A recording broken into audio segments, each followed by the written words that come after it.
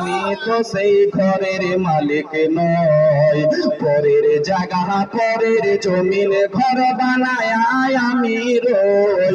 আমি তো সেই ঘরের মালিক নয়। খাজনা পাতি সবই দিলাম,